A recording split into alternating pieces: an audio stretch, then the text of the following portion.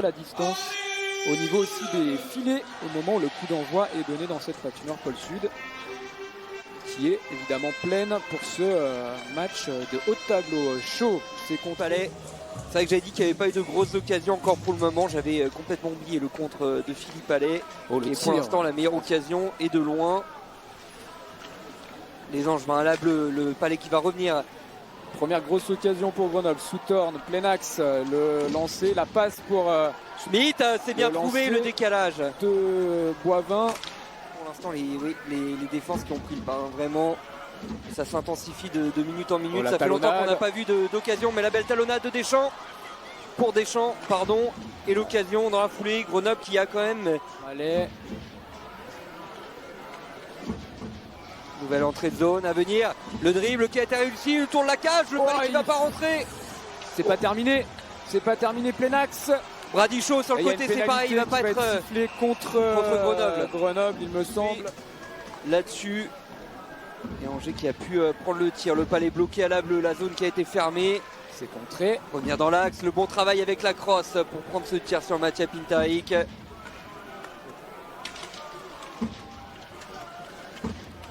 Avec Damien Fleury.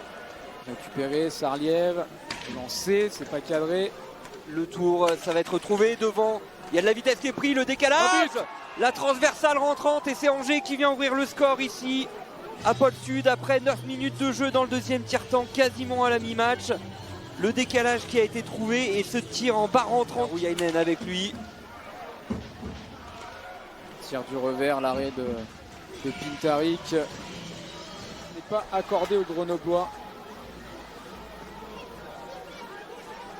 Et tout est à refaire pour les hommes de Peronberg qui vont peut-être se faire surprendre tout de suite par Bradichaud. Et le but, la double punition pour les Grenoblois qui se voient sanctionnés dans la foulée.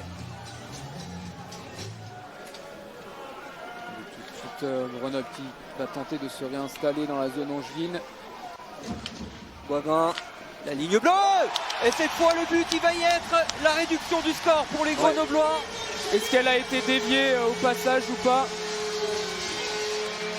Et ça a peut-être effectivement ce but refusé qui est peut-être quand même rentré un petit peu dans la tête.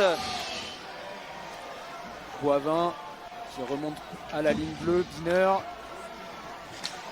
C'est contré. Ça va rester dans les crosses angevines. Cage qui a bougé, il y est pour rien O'Connor là-dessus. On sait que cette cage a quitté qu'ils avaient en fin de seconde période. Au retour des vestiaires. Boudry face à Allais, c'est gagné par les Angevins. Mais c'est vrai que cette troisième période qui pour l'instant a un peu plus de mal à s'emballer que la deuxième pour revenir à ses bases. Et là par contre peut-être côté gauche face à Mattia Pintaric, le Palais qui rebondit. J'ai pas vu ce qui s'était passé. La relance de Pintaric qui a voulu tout de suite jouer sur Deschamps. Frappe à V6. Et Biner c'est resté dans l'air de jeu mais on n'est pas passé loin d'un nouvelle pénalité. Les Grenoblois et l'égalisation à 3 minutes et 40 secondes de la fin. Ils ont poussé, les brûleurs de loup, ils ont poussé pour aller le chercher celui-là.